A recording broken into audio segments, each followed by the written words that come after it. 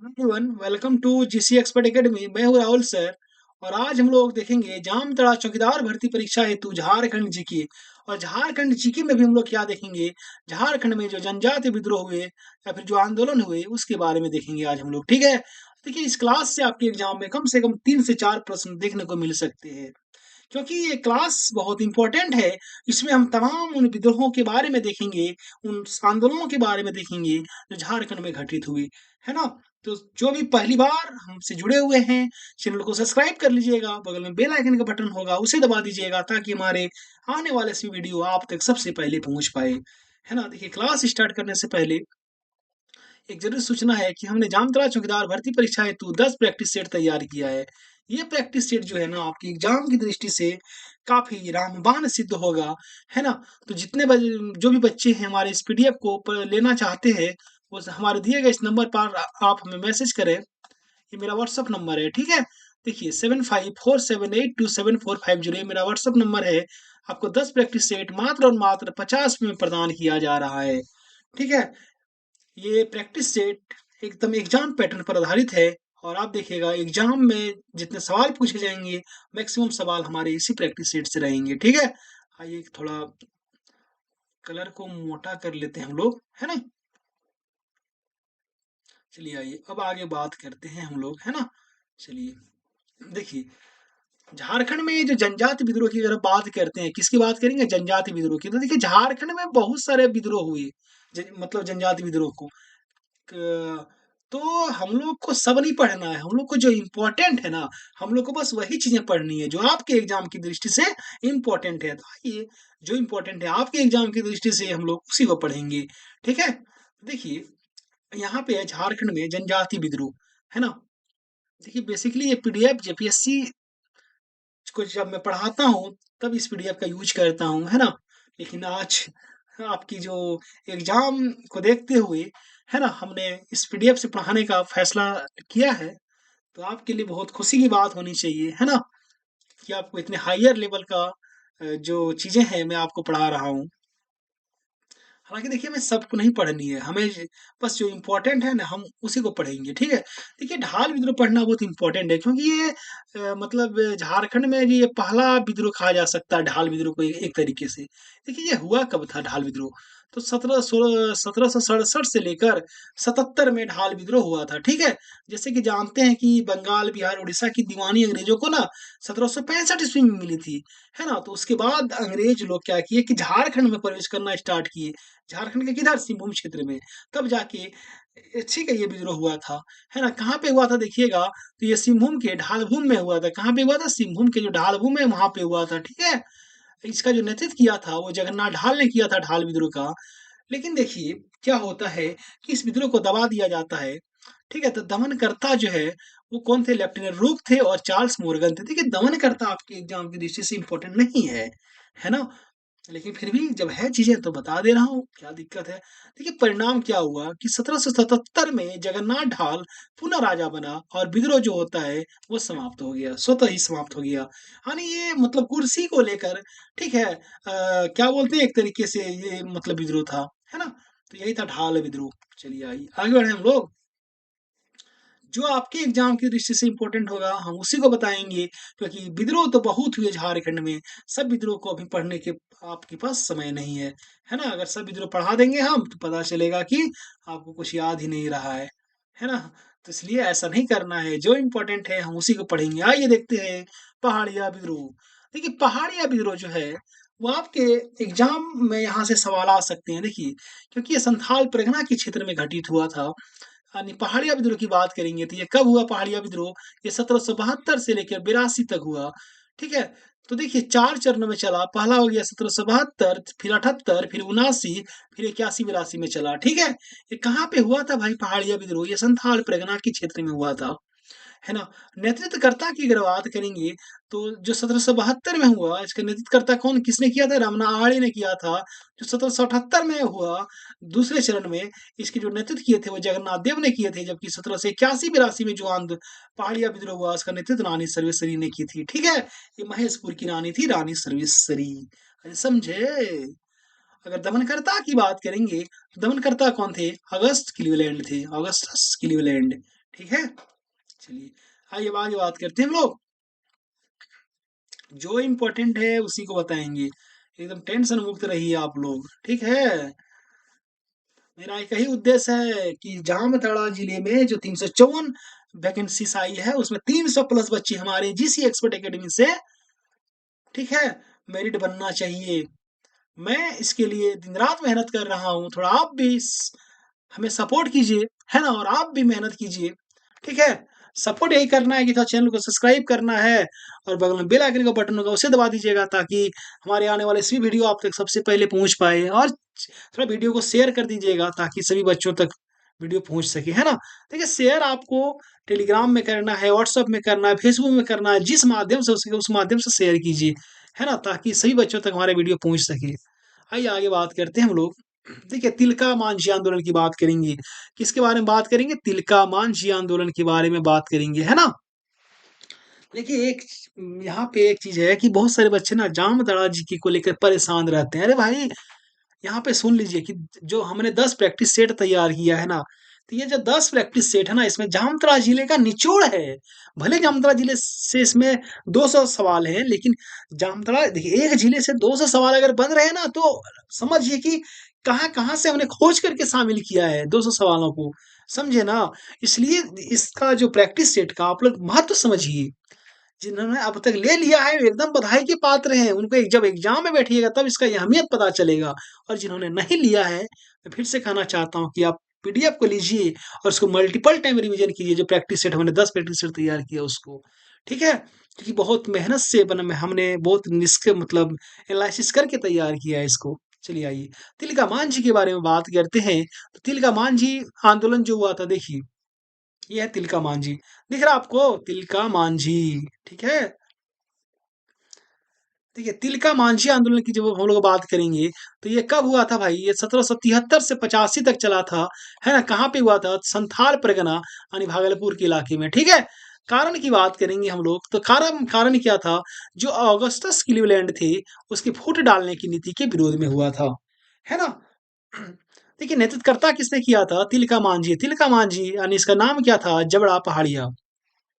क्या नाम था बचपन का नाम? जबड़ा पहाड़िया, ठीक है। अगर दमनकर्ता की बात करेंगे तो मतलब इस आंदोलन को किसने दबाया? तो ऑगस्टस क्लीवलैंड एवं आयरकुट की बात यहाँ पे आती है ना। चलिए आगे बात करते हैं हम लोग, हो गया, ठीक है। बाकी तिलका मांझी के बारे में हम लोग बात करेंगे जब स्वतंत्रता सेनानी पढ़ेंगे ना, वहां पे इसके बारे में डिटेल से बात करेंगे, ठीक है। आइए आगे बात करते हैं हम लोग। जो इम्पोर्टेंट है वही बताएंगे, हम बार बार कह रहे हैं आप लोगों को, है ना। हो कोल, ठीक है। देखिए कोल विद्रोह के बारे में थोड़ा सा देख लीजिएगा, ठीक है, क्योंकि बहुत ही व्यापक विद्रोह था झारखंड में। ये जो कोल विद्रोह है ना, देखिए कोल विद्रोह में किस प्रकार से यहाँ पे दिख रहा है ना आपको ये चित्र में, ठीक है। देखिए कोल विद्रोह के बारे में थोड़ी सी जानकारी ले लीजिए कि झारखंड का ना प्रथम संगठित तथा व्यापक जनजातीय आंदोलन था कोल विद्रोह। क्या था? झारखंड का प्रथम संगठित तथा व्यापक जनजातीय आंदोलन था। ये कब हुआ था भाई? 1831-32 में हुआ था। कहाँ पे हुआ था? तो छोटनागपुर खास, पलामू, सिंहभूम और मानभूम के क्षेत्र में हुआ था कोल विद्रोह, ठीक है। हाँ, यहाँ पे आपका ये चीजें इंपॉर्टेंट है कि झारखंड का प्रथम संगठित एवं, सॉरी क्या हो गया जी, देखिए यहाँ पे, ठीक है, झारखंड का प्रथम संगठित एवं व्यापक जनजातीय आंदोलन था ये बहुत इंपॉर्टेंट है। और ये हुआ कब था? 1831-32 में हुआ था। ये चीजें इंपॉर्टेंट है आपके लिए, है ना। चलिए आइए आगे बात करते हैं हम लोग। आगे बात करते हैं कि भूमिज विद्रोह, हाँ देखिए भूमिज विद्रोह भी आपके लिए बहुत इंपॉर्टेंट है, क्योंकि देखिए ये कब हुआ था? 1832-33 में हुआ था। कहाँ पे हुआ था? तो बाणभूम या फिर बड़ा भूम, जिसे कि वीरभूम के नाम से जानते हैं, वहां पे हुआ था, ठीक है। इसका कारण क्या था? तो इसका कारण जो था वो उत्तराधिकार के लिए ये मतलब विद्रोह हुआ था। और किसके खिलाफ? बड़ा भूम के जो राजा थे उसके खिलाफ हुआ था। उसके बाद कंपनी के जो पुलिस थे, ठीक है, उसके खिलाफ भी हुआ था। कंपनी कौन? कंपनी ईस्ट इंडिया कंपनी जो थे उसके पुलिस जो थे उसके खिलाफ भी। और जो दिकू थे, जो बाहरी दिकू मतलब बाहरी लोग होते हैं, उनके खिलाफ हुआ था। इस जो विद्रोह था भूमिज विद्रोह, इसका जो नेतृत्व करता कौन थे? और ये पूरे ये जो भूमिज विद्रोह हुआ था इसका जो नेतृत्व किया था वो गंगा नारायण ने किया था। जबकि इसका दमन करता इसको दबाया किसने था? कैप्टन विल्किंसन ने दबाया था। ठीक है, आइए आगे बात करते हैं हम लोग।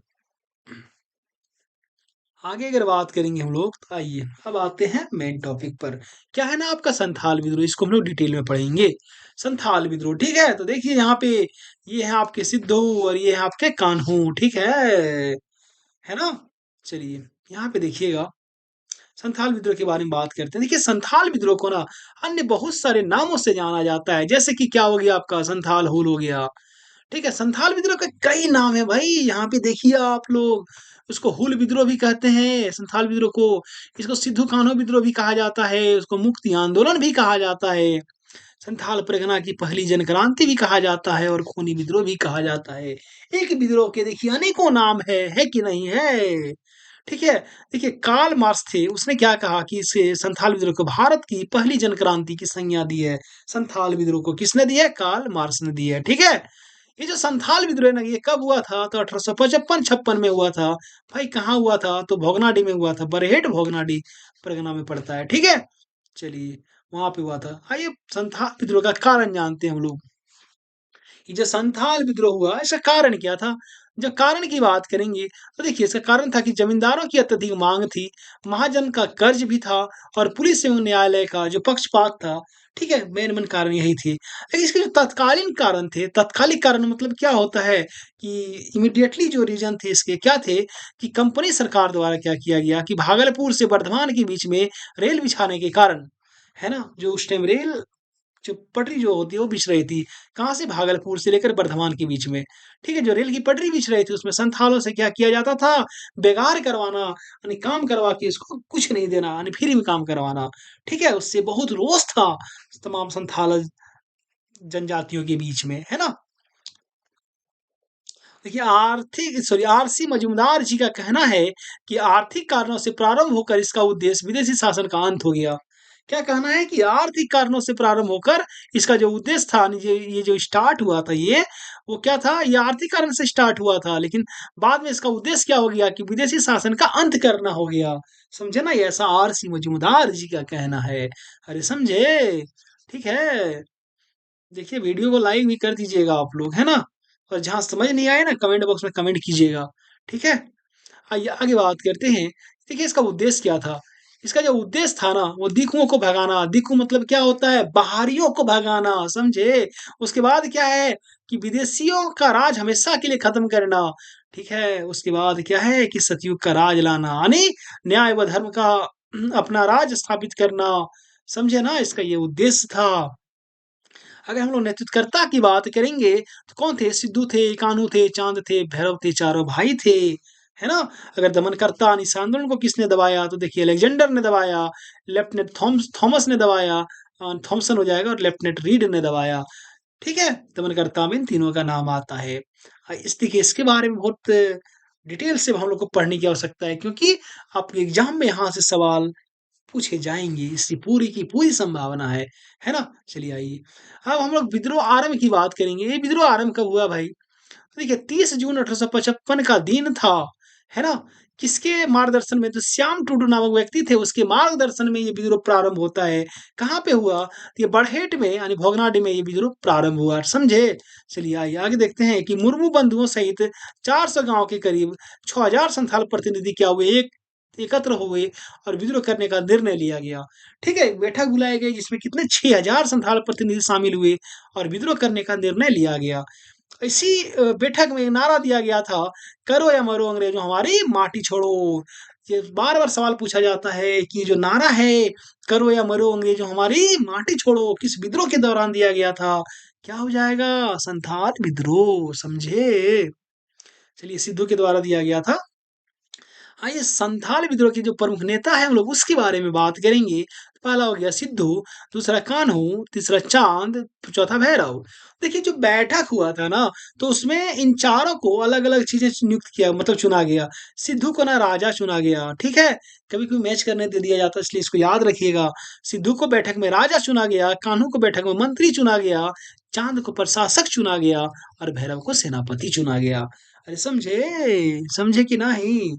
ठीक है, अब आइए देखिए ये जो मतलब क्षेत्रवार नेतृत्वकर्ता यानी संथाल विद्रोह जो थे अलग-अलग क्षेत्रों में भी मतलब इसका व्यापक प्रसार था। तो संथाल परगना की बात करेंगे, संथाल परगना में जो इसका नेतृत्व किया यानी दामिनी येको भी कहा जाता है संथाल परगना को। तो वहाँ पे जो इसका नेतृत्व किया सिद्धू कान्हू चाँद भैरव ने किया था। वहीं पे अगर बीरभूम की बात करेंगे हम लोग तो गौरा मांझी ने संथाल विद्रोह का नेतृत्व किया था। जबकि हजारीबाग की बात कर लेंगे तो अर्जुन मांझी, लुबाई मांझी और भैरव मांझी ने इसका नेतृत्व किया था। ठीक है, देखिए जितना मैं आपको पढ़ा रहा हूँ ना, एकदम हायर लेवल की चीज़ें हैं ये, ठीक है? तो क्योंकि यहाँ से सवाल बनने की संभावना है और मैं चाहता हूँ कि जितने भी बच्चे हमारे जीसी एक्सपर्ट एकेडमी से जुड़े हुए हैं, उन तमाम सी बच्चों का एग्ज़ाम क्वालीफाई होना चाहिए हमारे लिए। एक-एक स्टूडेंट इम्पोर्टेंट है, ठीक है? चाहे कमज़ोर हो, चाहे इंटेलिजेंट हो, है ना? सबका एग्ज़ाम निकलना चाहिए, सब मेहनत कीजिए। मैं तो यही मान के चल रहा हूँ कि जितने बच्चे हमसे जुड़े हुए हैं, ठीक है? सबों का एग्ज़ाम क्वालीफाई हो रहा है, आप लोग फिज़िकल की तैयारी में लग जाइए, क्योंकि फिज़िकल जो है आपके लिए बहुत इम्पोर्टेंट है। अगर आपने फिज़िकल क्वालीफाई कर लिया समझिए आपका जॉब, ठीक है? 99% कन्फर्म है। चलिए आइए आगे बात करते हैं हम लोग। देखिए संथाल विद्रोह की बात करते हैं हम लोग। सॉरी ये जो हमला हुआ था इसमें, है ना? संथाल विद्रोह में जो हमला हुआ था वो। तो इस विद्रोह में जो बैठक के बाद जो निर्णय लिया गया, तो उसमें अटैक किस पे किया गया देखिए। ज़मींदारों और महाजनों पर हमला किया गया, पुलिस और रेलवे स्टेशन पर हमला किया गया, उसमें डाक ढोने वाली जो गाड़ियाँ थी उस पर हमला किया गया और डिपुओं पर हमला किया गया। ठीक है? तो बहुत सारी चीज़ों पर जब हमला किए गए ना, तो हमले में मारे गए पुलिस। देखिए 2 पुलिस मारे गए इसके हमले में। कौन थे वे? महेश लाल दत्त थे और प्रताप नारायण थे। 2 पुलिस थे जो हमले में मारे गए, ठीक है? महेश लाल दत्त जी और प्रताप नारायण जी दोनों मारे गए, ठीक है? आइए आगे बात करते हैं। तो देखिए दमन प्रारंभ कैसे हुआ? यानी संथाल विद्रोह को दबाने की प्रक्रिया प्रारंभ कब हुई? तो देखिए 7 जुलाई 1855 का दिन था। जनरल लॉयड के नेतृत्व में सेना की एक टुकड़ी भेजी गई। किसके नेतृत्व में? जनरल लॉयड के नेतृत्व में। परंतु सेना को मेजर बरो संथालों के साथ ही युद्ध में पराजित हो गया, ठीक है? परंतु सेना का जो मेजर था बरो बरो नाम था बरो, वो क्या किया गया कि संथालों के साथ युद्ध में पराजित हो जाता है ना? आइए आगे बात करते हैं कि 10 जुलाई 1855 को 7 को जब युद्ध हुआ, ठीक है? तो संथाल जीत गए, है ना? अब आगे बात करते हैं फिर 3 दिन के बाद फिर युद्ध होता है 7-10 जुलाई 1855 को पीर-पैंती की लड़ाई हुई थी। बहुत इम्पोर्टेंट है, पूछ दिया जाएगा पीर-पैंती की लड़ाई किसके-किसके बीच में हुई थी? तो ये अंग्रेज और संथालों के बीच में हुई थी पीर-पैंती की लड़ाई, समझे ना? चलिए आइए आगे बात करते हैं। ठीक है? अब देखिए अगला है कि उपद्रवग्रस्त इलाकों में मार्शल लॉ लागू हो गया मतलब कर दिया गया, ठीक है? जहाँ पे उपद्रवी लोग, ठीक है? मतलब ज़्यादा संख्या में थे वहाँ पे मार्शल लॉ लागू कर दिया गया, है ना? जितने विद्रोही नेता थे उस पर ₹10,000 का इनाम घोषित कर दिया गया। इसमें 15,000 से अधिक संथाल मारे गए इस विद्रोह में। कितने? 15,000 से अधिक संथाल मारे गए, ठीक है? बहुत ही मतलब क्या बोलते हैं क्रूर विद्रोह हुआ था ये। है ना? अब देखिए जितने विद्रोही नेता थे उसकी गिरफ्तारी स्टार्ट कर दी जाती है। तो आइए जानते हैं कब कौन-कौन गिरफ्तार हुई। दिसंबर 1855 में सिद्धू को गिरफ्तार किया गया और 5 दिसंबर 1855 में सिद्धू को फांसी दे दी गई। वहीं अगर फरवरी 1856 की बात करेंगे तो कान्हू को गिरफ्तार किया गया और 23 फरवरी 1856 को ठाकुरबाड़ी में कान्हू को फांसी दे दी गई। समझे ना? देखिए, बहुत सारे बच्चे का ये भी कहना होगा, ठीक है, कि सर थोड़ा डिटेल में बताइए संथाल विद्रोह के बारे में। तो जब हम स्वतंत्रता सेनानी पढ़ाएँगे ना, वहाँ पे आपको बताएँगे सिद्धू कान्हू चाँद भैरव के बारे में। आप लोग बिल्कुल टेंशन नहीं लीजिए, अभी इसके रिलेटेड 11th में एक और क्लास आएगी स्वतंत्रता सेनानी के नाम से, ठीक है? झारखंड में स्वतंत्रता सेनानी। तो वहाँ पे सबके बारे में जो आपके एग्ज़ाम की दृष्टि से इम्पोर्टेंट है, सबके बारे में एकदम डिटेल से बताया जाएगा, ठीक है? चलिए आइए आगे बात करते हैं। देखिए, ये जो विद्रोह हुआ इसका परिणाम क्या निकला? इसका परिणाम क्या निकला कि पूरे क्षेत्र को निषिद्ध क्षेत्र घोषित कर दिया गया। ठीक है? पूरे संथाल परगना क्षेत्र को निषिद्ध क्षेत्र घोषित कर दिया गया। इसका मतलब क्या होता है कि बाहरी लोगों की घुसपैठ को रोकने के लिए विद्रोह वाले क्षेत्र को नॉन रेगुलेटिंग एरिया घोषित किया गया। है ना? यानी जो जहाँ पे विद्रोह हुआ था वहाँ पे बाहरी लोगों की घुसपैठ को रोका गया। ठीक है? तो कैसे रोकेगा? रोकने के लिए ही नॉन रेगुलेटिंग एरिया यानी निषिद्ध क्षेत्र जो होता है वो उसको घोषित कर दिया गया। समझे? ये घोषित कब किया गया था? 30 नवंबर 1856 को घोषित किया गया था। है ना? उसके बाद दामिनी को यानी संथाल परगना के नाम से एगो जिला का गठन किया गया 1855 में, समझे ना। वहीं पे नया पुलिस नियम लागू किया गया, कब लागू किया गया? 29 दिसंबर 1856 को, इसे यूल रूल कहा जाता है या फिर यूल नियमावली कहा जाता है, 1856, है ना। तो यही था आपका संथाल विद्रोह, यहाँ पे समाप्त होता है। आइए आगे और भी चीजें हैं, उसके बारे में बात करेंगे, ठीक है। जो इम्पोर्टेंट है हम बार बार कह रहे हैं वही बताएंगे। देखिए उसके बाद आपका यहाँ पे जो इम्पोर्टेंट है वो है खरवार आंदोलन। देखिए खरवार आंदोलन आपके एग्जाम की दृष्टि से बहुत इम्पोर्टेंट है ना। तो आइए जानते हैं खरवार आंदोलन के बारे में। देखिए खरवार आंदोलन जो है, क्या है ना कि आंदोलन को मुखर करने का जो श्रेय जाता है, किसे जाता है? भगवान दास थे राजमहल के, और लंबोदर मुखर्जी थे दुमका के। इसको इसी को आंदोलन को मुखर करने का श्रेय जाता है, ठीक है। कब हुआ था भाई ये खरवार आंदोलन? 1874 में हुआ था।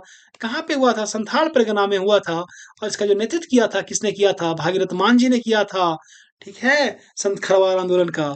जबकि देखिए आप इसी को याद रखिएगा, भागीरथ मान जी को, बाकी नाम में आप कंफ्यूज हो जाइएगा, ठीक है। आइए आगे बात करते हैं इसका लक्ष्य क्या था खरवार आंदोलन का, कि जो प्राचीन मूल्य हैं उसकी पुनर्स्थापना करना, ठीक है ना। आइए आगे बात करते हैं सफाहोड़ आंदोलन। देखिए सफाहोड़ आंदोलन भी आपके एग्जाम की दृष्टि से बहुत इंपॉर्टेंट है ना। सफाहोड़ आंदोलन, देखिए सफाहोड़ आंदोलन जो है क्या है? सफाहोड़ जो होता है, इसका शाब्दिक अर्थ क्या होता है सफाहोड़ का? कि सिंगोंगा के प्रति समर्पण, यानी पूर्ण समर्पण भाव से क्या करना? उपासना करने वाले उपासक को सफाहोड़ कहा जाता है, ठीक है। भाई ये सफाहोड़ आंदोलन कब हुआ? तो 1870 ईस्वी में हुआ था। कहाँ पे हुआ था? संथाल परगना में हुआ था। इसका नेतृत्व किसने किया था? तो लाल हेम्ब्रम ने किया था, जिसे कोई लाल बाबा के नाम से भी जानते हैं। लाल बाबा के सहयोगी कौन थे? बहुत लोग लाल बाबा के सहयोगी थे, जैसे पेका मुर्मू थे, पघान मरांडी थे, भतू सोरेन थे, आपका रसिकलाल सोरेन थे। बहुत सारे लोग थे सफाहोड़ आंदोलन में लाल बाबा के सहयोगी, है ना। देखिए ये जो सफाहोड़ आंदोलन है, ठीक है, तो इस आंदोलन का मूलतः संबंध किससे था? संथालों से है ना। ये जो सफाहोड़ आंदोलन था, इसका मूलतः जो संबंध था वो संथालों से था। देखिए क्या होता है कि लाल बाबा ने इस आंदोलन में शामिल लोगों को राम नाम का मंत्र दिया। अरे कौन चीज का मंत्र दिया? राम नाम का। और क्या कहा कि मांस मदिरा के सेवन से रोका गया। समझे, जो मीट खाता है ना, और जो मदिरा यानी शराब पीता है, उसके सेवन से रोका गया इसमें, ठीक है। अब देखिए लाल हेम्ब्रम ने क्या किया कि चारित्रिक शुद्धता पर विशेष बल दिया। किस पर? जो चारित्रिक शुद्धता होती है उस पर, ठीक है। उसके बाद देखिए लाल बाबा ने क्या किया कि आजाद हिंद फौज की तर्ज पर संथाल परगना में देशोद्धारक नामक दल का गठन किया, ठीक है। देशोद्धारक नामक दल का गठन किसने किया था? लाल बाबा ने किया था। किसकी तर्ज पर किया था? आजाद हिंद फौज की तर्ज पर किया था, ठीक है। कहाँ पे किया था? संथाल परगना में किया था। चलिए हो गया सफाड़ आंदोलन। अब आइए आगे बात करेंगे हम लोग बिरसा आंदोलन के बारे में, है ना। देखिए बिरसा आंदोलन भी आपके एग्जाम की दृष्टि से बहुत इंपॉर्टेंट है। आपके क्या झारखंड में कोई भी एग्जाम में बैठ जाइए, बिरसा से सवाल रहते ही रहते हैं, ठीक है। तो आइए देखते हैं, पूरे डिटेल से जानेंगे बिरसा आंदोलन को हम लोग। देखिए बिरसा आंदोलन की बात करते हैं, कब हुआ था भाई? 1895 से लेके 1900 ईस्वी तक। देखिए जिन्होंने अब तक चैनल को सब्सक्राइब नहीं किया वे सब्सक्राइब कर लें, बगल में बेल आइकन का बटन है उसे दबा दीजिएगा, ताकि हमारे आने वाले से वीडियो से भी अपडेट आप तक सबसे पहले पहुंच पाए। और वीडियो को शेयर भी करते रहिएगा, चाहे जिस माध्यम से हो सके, फेसबुक, टेलीग्राम, व्हाट्सएप, कोई ग्रुप हो, सब में शेयर कीजिए, ताकि सभी बच्चों तक हमारा ये वीडियो पहुंच सके, है ना। चलिए आइए बिरसा आंदोलन हम लोग देख रहे हैं, ठीक है। देखिए कब हुआ? 1895 से 1900 तक। कहाँ पे हुआ भाई? ये खूंटी में हुआ था, ठीक है। कारण क्या थे बिरसा आंदोलन के, उसको देखेंगे हम लोग। देखिए बिरसा आंदोलन के बहुत सारे कारण थे, जिसमें से पहला कारण हो गया आपका खुदकट्टी व्यवस्था की समाप्ति, ठीक है। जो खुदकट्टी व्यवस्था होती है मुंडाओं की, उसे समाप्त कर दिया गया था। इसके कारण भी ये विद्रोह उत्पन्न हुआ।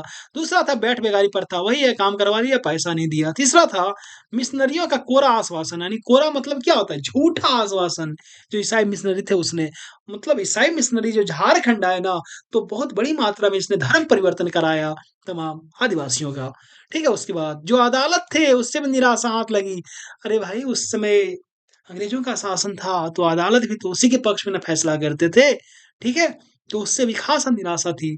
उसके बाद 1894 में छोटानागपुर का वन सुरक्षा कानून आ गया, इसने तो आग में घी डालने का काम कर दिया। जो छोटानागपुर वन सुरक्षा कानून 1894 में आया था उसने, समझे? ये जो बिरसा आंदोलन था इसका नेतृत्व कौन किया था? बिरसा मुंडा जी ने किया था, ठीक है? आइए बिरसा मुंडा के बारे में हम लोग जानते हैं थोड़ी सी बातें। देखिए बिरसा मुंडा का जो जन्म की बात करेंगे तो 15 नवंबर 1875 को इसका जन्म हुआ था। कहाँ पे जन्म हुआ था? उलीहातू में हुआ था। खूंटी के अड़की प्रखंड में पड़ता है उलीहातू, ठीक है? इसके माता पिता का नाम क्या था? माता का नाम था कदमी मुंडा, कर्मी या फिर इसको कर्मी हट्टू भी कहा जाता है, और पिता का नाम था सुगना मुंडा, समझे? जो बिरसा है ना, इसके बचपन का नाम था दाऊद मुंडा। क्या था? दाऊद मुंडा। यही है बिरसा मुंडा, देख लीजिए, है ना? आइए आगे बात करते हैं हम लोग। आगे है बिरसा मुंडा के बारे में कि ईसाई धर्म अपनाने के बाद नाम क्या पड़ा? बिरसा ने क्या किया ना, ईसाई धर्म अपना लिया, तो उसके नाम इसका नाम उसके बाद इसका नाम जो पड़ गया वो बिरसा डेविड पड़ गया। देखिए एक-एक पॉइंट से सवाल बनते हैं, ठीक है? बहुत इम्पोर्टेंट है। अगर अदर नेम की हम बात करेंगे बिरसा मुंडा का तो इसको विश्व पिता का अवतार भी कहा जाता है, भगवान बिरसा भी कहा जाता है, धरती आबा के नाम से भी जाना जाता है बिरसा मुंडा को, समझे? आइए बिरसा मुंडा की प्रथम शिक्षक की बात करेंगे तो इसके प्रथम शिक्षक कौन है? जयपाल नाग हैं। वहीं धार्मिक गुरु की जब बात करेंगे तो आनंद पांडे, ठीक है? इसके धार्मिक गुरु हैं, है ना? अब आगे देखते हैं कि 1885 से 1890 तक बिरसा मुंडा क्या किए? कहाँ पे रहे? चाईबासा में रहे, और 1893 में चाईबासा की भूमि आंदोलन में सक्रिय भूमिका निभाई। ठीक है? ये जो 85 से 90 में मतलब चाईबासा में रहा, और 1893 में चाईबासा में जो भूमि आंदोलन हुआ था उसमें इसने सक्रिय भूमिका निभाई बिरसा मुंडा ने, है ना? हमने बिरसा मुंडा पर एक वीडियो बनाई है, आपको हमारे मतलब यूट्यूब चैनल में मिल जाएगा, जेसी एक्सपर्ट अकेडमी के प्लेटफ़ॉर्म पर, है ना? बहुत डिटेल से मैंने इसके बारे में वीडियो बनाई है, सिर्फ़ बिरसा मुंडा पर ही है। देखिए, बिरसा मुंडा के बारे में और भी बातें हैं कि 1895 में बिरसाइत पंथ की स्थापना कर स्वयं को शिवमोगा का दूत घोषित कर दिया। देखिए, बिरसा ने क्या किया कि बिरसाइत पंथ की स्थापना की थी। कब की थी? 1895 में की थी, और स्वयं को इसने क्या किया कि शिवमोगा का दूत घोषित कर दिया, समझे? अब इसने क्या संदेश देना की स्टार्ट किया भाई, कि अब सिर्फ़ शिवमोगा की आराधना होगी। तमाम मुंडाओं के बीच में ये इसने अब संदेश देना ऐसा स्टार्ट कर दिया कि अब सिर्फ़ और सिर्फ़ सिंह बोंगा की आराधना होगी, समझे ना? उसके बाद मांस मदिरा जो होता है उसका सेवन बंद। उसके बाद हड़िया नहीं पीना है भाई, समझे? हड़िया नहीं पीना है। उसके बाद देखिए, बकरा, मुर्गा, मुर्गी की जो बलि होती है उसे नहीं देनी है। उसका सफ़ेद कपड़ा पहनना है। किस प्रकार के कपड़ा पहनना है? सफ़ेद कपड़ा। उसके बाद झूठ नहीं बोलना है, सत्य बोलना है, समझे? और जीवन में हमेशा लोगों को सत्य बोलना चाहिए, ठीक है? चलिए आइए आगे बात करते हैं। देखिए, ये जो बिरसा आंदोलन था ना, इसका उद्देश्य क्या था? हम लोग उद्देश्य की बात करेंगे, तो इसके अलग-अलग उद्देश्य थे। जैसे आर्थिक उद्देश्य की हम लोग बात करेंगे, तो क्या था कि भूमि संबंधी अधिकार की पुनर्स्थापना करना, इसका आर्थिक उद्देश्य था। वहीं अगर राजनीतिक उद्देश्य की हम लोग बात करेंगे, तो क्या था कि ब्रिटिश प्रभुत्व समाप्त कर स्वतंत्र मुंडा राज की स्थापना करना। क्या?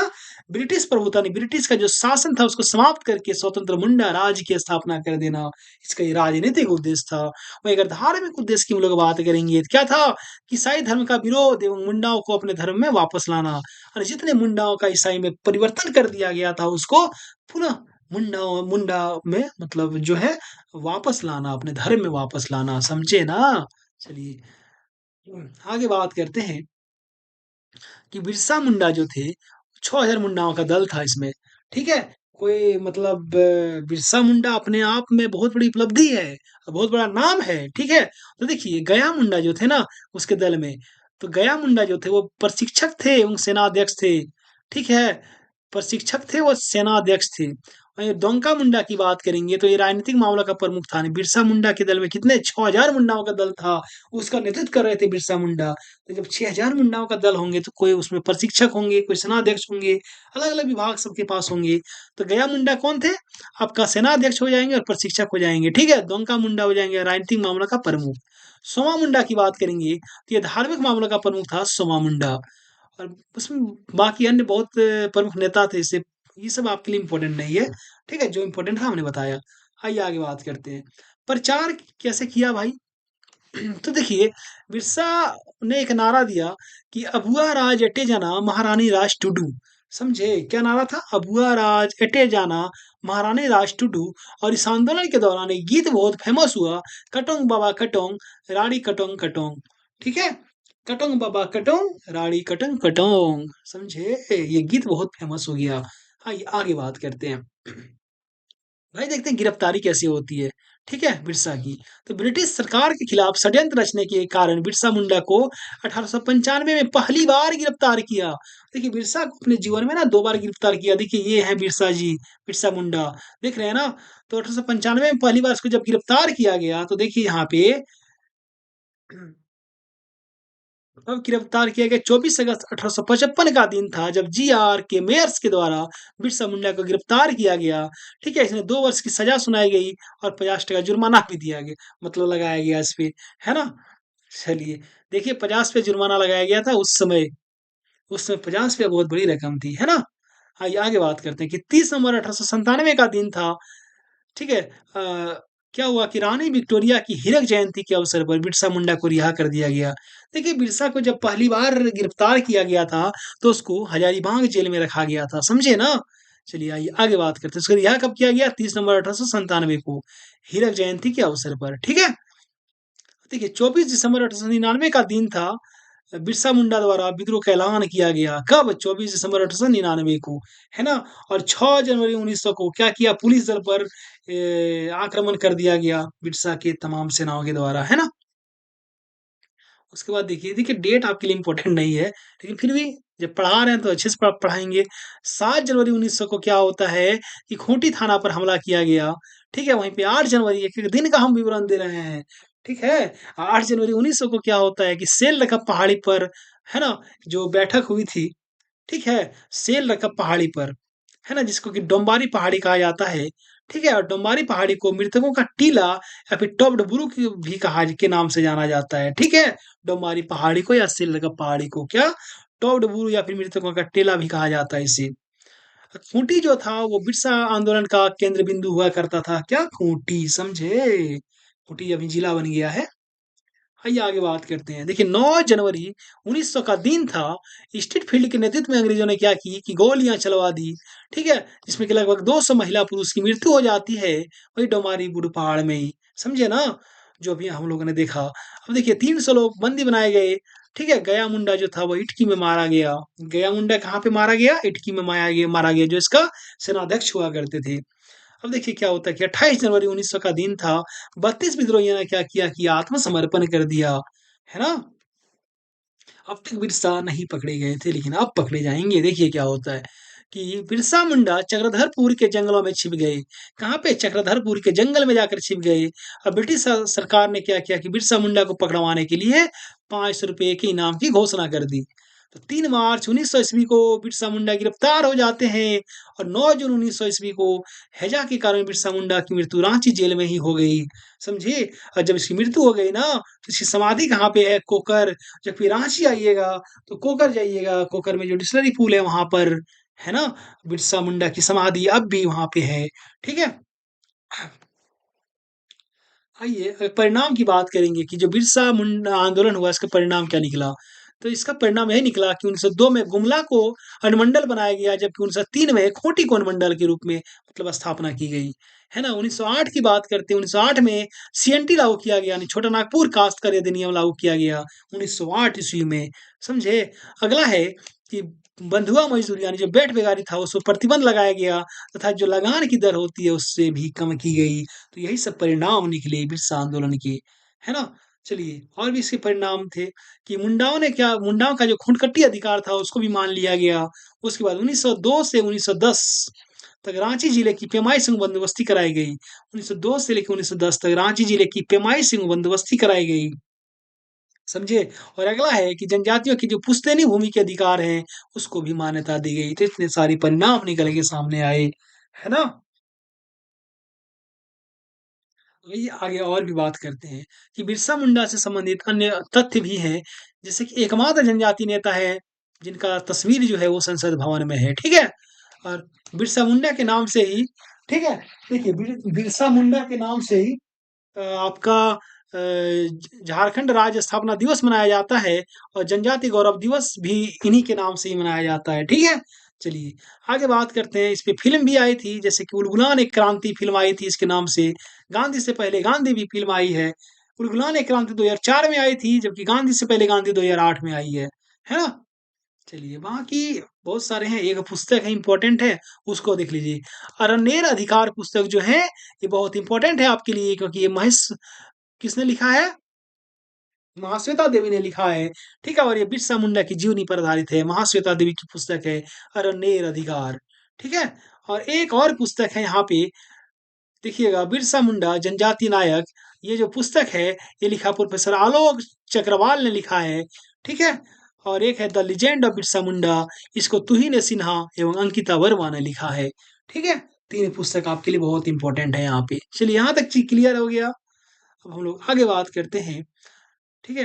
देखिए, अब तक जिन्होंने हमारे चैनल को सब्सक्राइब नहीं किया, वे सब्सक्राइब कर लें। बगल में बेल आइकन का बटन है, उसे दबा दीजिएगा, ताकि हमारे आने वाले सभी वीडियो सभी अपडेट आप तक सबसे पहले पहुंच पाए।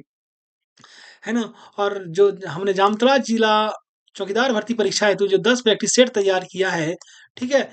जिन्हें इसका पीडीएफ लेना चाहते हैं, वो हमारे दिए गए इस नंबर पर आप हमें मैसेज कर सकते हैं। ये मेरा व्हाट्सअप नंबर है 7547827450। ठीक है? आपको मात्र 50 रुपये में 10 प्रैक्टिस सेट प्रदान किया जा रहा है। ठीक है? ये प्रैक्टिस सेट आपके एग्जाम की दृष्टि से रामबाण सिद्ध होगा। समझे? बहुत ही इंपॉर्टेंट भूमिका निभाएगा आपके एग्जाम में ये प्रैक्टिस सेट। आइए, एक और आंदोलन है ताना भगत आंदोलन, हम लोग इसकी बात करेंगे। ठीक है? ये भी बहुत ही महत्वपूर्ण है आपके एग्जाम की दृष्टि से। है ना? देखिए, ताना भगत के लोग इस प्रकार के वस्त्र पर धारण करते हैं। ठीक है? ये है आपके जतरा उरांव, दिख रहे हैं ना? आइए बात करते हैं ताना भगत आंदोलन की। ठीक है? देखिए, बिरसा मुंडा के आंदोलन का विस्तार था ताना भगत आंदोलन। समझे ना? देखिए, क्या है ना, जो इम्पोर्टेंट है ना, वो चलिए पढ़ लीजिए, अच्छे से पढ़ लीजिए एक बार, है ना? कि ये एक प्रकार का संस्कृतिकरण आंदोलन था। किस प्रकार का संस्कृतिकरण आंदोलन था, जिसमें एकेश्वरवाद को अपनाने, मांस मदिरा का त्याग, आदिवासी नृत्य पर पाबंदी तथा झूम खेती की वापसी पर इसमें विशेष बल दिया गया था। समझे? किस पर? एकेश्वरवाद को अपनाने, यानी एक ईश्वर को अपनाना है, मांस मदिरा का त्याग करना है, आदिवासी नृत्य पर पाबंदी लगानी है, और झूम खेती जो है उसकी वापसी पर विशेष बल दिया गया था थाना भगत आंदोलन में। ठीक है? देखिए, ये जो आंदोलन है ना, इसकी शुरुआत जो हुई थी वो धार्मिक व आर्थिक आंदोलन के रूप में हुई थी। ठीक है? लेकिन बाद में ये भारत स्वतंत्रता आंदोलन से जुड़कर ये राजनीतिक आंदोलन बन गया। समझा? समझे? है ना? आइए आगे बात करते हैं। ताना भगत आंदोलन की बात करेंगे। ये जो प्रारंभ हुई थी, कब स्टार्ट हुआ? 21 अप्रैल 1914 को ये स्टार्ट होती है। इसका नेतृत्व किसने किया था? जतरा भगत ने इसका नेतृत्व किया था। इसको हम जतरा उरांव भी कहते हैं। समझे ना? जतरा उरांव भी कहते हैं। ठीक है? इसका जो उद्देश्य था क्या था? स्वशासन की स्थापना करना, राजा का पद समाप्त हो, समानता स्थापित हो, और भूमि पर समाप्त, मतलब भूमि कर जो होता है, भूमि पर जो टैक्स लगता था उसको समाप्त किया जाए। तो इतने सारे इसके उद्देश्य थे इस आंदोलन की। है ना? देखिए, इस आंदोलन को प्रारंभ में कुरुख धर्म आंदोलन के नाम से जाना गया। प्रारंभ में इसको किस नाम से जाना गया? कुरुख धर्म आंदोलन। कुरुख धर्म आंदोलन यानी उरांव का जो से रिलेटेड था, इसलिए कुरुख धर्म आंदोलन के नाम से इसको जाना गया। है ना? आइए आगे बात करते हैं इस आंदोलन के बारे में कि 1916 को क्या हुआ, कि 1916 में जतरा भगत को गिरफ्तार करके ना 1 वर्ष की सजा दे दी गई। ठीक है? और जब जेल से वो रिहा होकर आए 1 वर्ष के बाद, तो जेल से रिहा होने के बाद 2 महीने के बाद ही जतरा भगत की मृत्यु हो जाती है। ठीक है? जैसे ही जतरा भगत जेल से छूट के आए, 2 महीने घर में रहे, उसके बाद इसकी मृत्यु हो जाती है जतरा भगत की। है ना? लेकिन ये आंदोलन नहीं रुका। ठीक है? ये आंदोलन चलते रहा, और ये एकमात्र आंदोलन है जो आज भी ये चलते आ रहा है। आज भी ये, ठीक है, आंदोलन अस्तित्व में है। आपको समय-समय पर ताना भगत आंदोलन के जो अनुयायी हैं देखने को मिल जाएँगे। ठीक है? देखिए, आंदोलन का जो प्रचारक की हम लोग बात करेंगे, तो अलग-अलग क्षेत्र में अलग-अलग प्रचारक थे। जैसे देवमनिया भगत थे आपका, शिबू भगत थे, बलराम भगत थे, भिखू भगत थे। तो देवमनिया भगत जो थे वो सिसई थाना क्षेत्र में थे, मांडर क्षेत्र में शिबू भगत थे, घाघरा क्षेत्र में बलराम भगत थे, और भिखू भगत थे बिशुनपुर क्षेत्र में। है ना? तो इतना ही, ये सब आपके लिए इम्पोर्टेंट नहीं है, फिर भी जब पढ़ा रहे हैं तो बता दे रहे हैं, है ना? पढ़ लीजिए, अच्छे से पढ़ लीजिए एक बार। देखिए, ताना भगत आंदोलन के बारे में और भी बातें हैं कि मार्च 1919 में क्या हुआ, कि शिबू भगत, माया भगत, शुक्ला भगत, सिंहा भगत, देविया भगत, ठीक है? इन सबों को गिरफ्तार करके सजा दे दी गई, ठीक है? सबों को गिरफ्तार कर लिया गया और इनको सजा भी सुनाई गई, है ना? अब देखिए क्या होता है कि दिसंबर 1919 में कि तुरिया भगत और जीतू भगत के नेतृत्व में चौकीदारी कर एवं मालगुजारी कर ना देने का आंदोलन प्रारंभ हुआ। ठीक है? देखिए एक अगर गिरफ्तार हो रहे हैं तो दूसरे लीडर सामने आ रहे हैं उठ के। तो इसीलिए आंदोलन आज भी जिंदा है। ठीक है? ये जो तुरिया भगत थे और जो जीतू भगत थे उसके उसने के नेतृत्व में क्या किया चौकीदारी कर एवं मालगुजारी कर ना देने का आंदोलन प्रारंभ कर दिया गया, समझे ना? आइए आगे बात करते हैं। देखिए 1921 में ये बहुत इम्पोर्टेंट है कि महात्मा गांधी द्वारा असहयोग आंदोलन जब शुरू किया गया, ठीक है? तो देखिए कुडू थाना की जो सिद्धू भगत थे उसके नेतृत्व में ताना भगत पहली बार भारतीय स्वतंत्रता आंदोलन में शामिल हुए। किसके नेतृत्व में? सिद्धू भगत के नेतृत्व में, समझे ना? चलिए, अब देखिए वो कांग्रेस का जो 1922 का गया अधिवेशन था ना, उसमें ताना भगतों ने भी भाग लिया था, बहुत इम्पोर्टेंट ये है। कहाँ गया अधिवेशन जो 1922 में हुआ था कांग्रेस का, उसमें ताना भगतों ने भाग लिया था, ठीक है? आइए आगे बात करते हैं। 1930 की बात करेंगे कि समन्वय अवज्ञा आंदोलन से प्रेरित होकर ताना भगतों ने क्या किया कि कर देना बंद कर दिया अंग्रेजों को, नो टैक्स, है ना? किससे प्रेरित होकर? जो समन्वय अवज्ञा आंदोलन चलाया गया था उस उससे प्रेरित होकर। 40 की बात करेंगे जो कांग्रेस का रामगढ़ अधिवेशन हुआ था, ये 53वां अधिवेशन था कांग्रेस का, समझे? उसमें ताना भगतों ने क्या किया कि महात्मा गांधी को 400 रुपए की थैली भेंट करी थी। कितने रुपए की? 400 रुपए की थैली भेंट करी थी, ठीक है? और ये अगला है कि यह विशुद्ध गांधीवादी तरीके से लड़ा गया पहला अहिंसक आंदोलन था। ठीक है? किस तरीके से लड़ा गया? विशुद्ध गांधीवादी तरीके से लड़ा गया। ये पहला अहिंसक आदिवासी आंदोलन था, ताना भगत आंदोलन, समझे ना? अब देखिए क्या होता है 1948 में रांची जिला ताना भगत पुनर्वास परिषद अधिनियम प्रस्ताव पारित किया गया। जब देश आजाद हो गया ना, तो 1948 में क्या किया गया? रांची जिला ताना भगत पुनर्वास परिषद अधिनियम पारित किया गया, समझे ना? उसके बाद इस आंदोलन में जर्मन केसर बाबा के गीत गाकर मसीहा का आह्वान करते थे। ठीक है? इस आंदोलन में लोग क्या करते थे? जर्मन केसर बाबा का गीत गाते थे और क्या करते थे? मसीहा का आह्वान करते थे, समझे? और भजन क्या था उसमें? इस आंदोलन का जो भजन था वो टाना बाबा टाना टान टून टाना यही था। क्या था? टाना बाबा टाना टान टून टाना, है ना? ये इसका भजन था। ठीक है? तो इतनी सारी चीजें हैं जो हमने आपको बताया। ठीक है? चलिए इस प्रकार से आज की जो क्लासेस है वो समाप्त होती है। अगर आपको वीडियो अच्छी लगी हो तो चैनल को सब्सक्राइब कीजिएगा। बगल में बेल आइकन का बटन है उसे दबा दीजिएगा ताकि हमारे आने वाले सभी वीडियो सभी अपडेट आप तक सबसे पहले पहुंच पाए, है ना? और लाइक कीजिएगा, कमेंट कीजिएगा, शेयर कीजिएगा। मिलते हैं अगले वीडियो में, तब तक के लिए धन्यवाद। जोहार।